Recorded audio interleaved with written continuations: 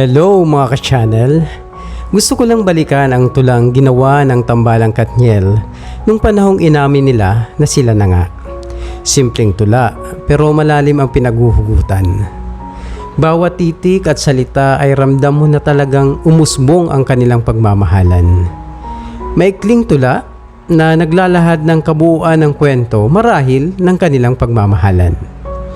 Tunghayan natin at balikan ang bawat salitang bumuo sa tulang ito na may titulong I Found My True Love.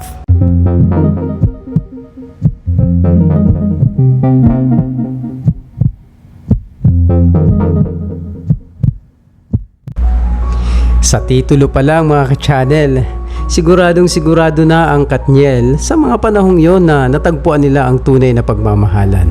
Sa hinaba ng panahong di nila maipahayag sa madla ang kanilang tunay na relasyon. Sapagkat ang tulang ito ay nasa English, gagawan ko ng aking sariling versyon o translation sa Tagalog.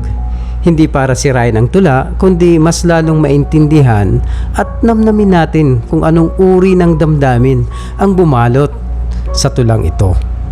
Simulan na natin mga ka-channel ang tula. Unang linya, Love's growing deep within me.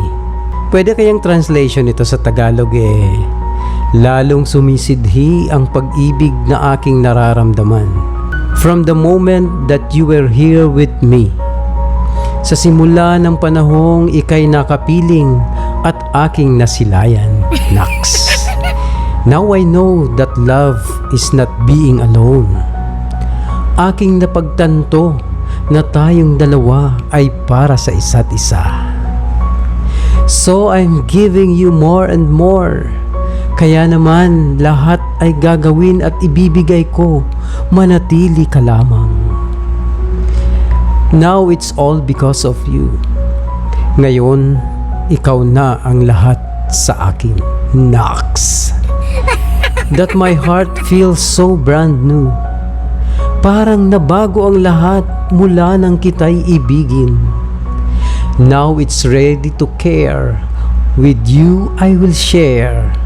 Pahalagahan ka't lahat ng bagay ay aking gagawin. My heart's alive, baby, when we're together. Nagiging makulay ang mundo ko pag ika'y aking kapiling.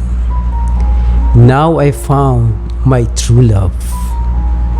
Sa'yo'y natagpuan ang tunay na pagmamahal.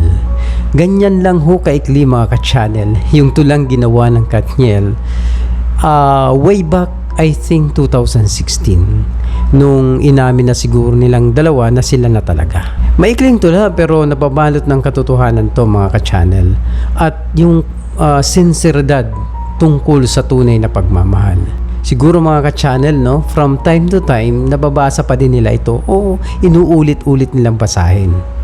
Marami man pagsubok sa kanilang relasyon, pag binabalikan nila to, marahil ay muli nilang papanibaguhin at papasiglahin ang pagmamahalang binuo nila ng mahabang panahon.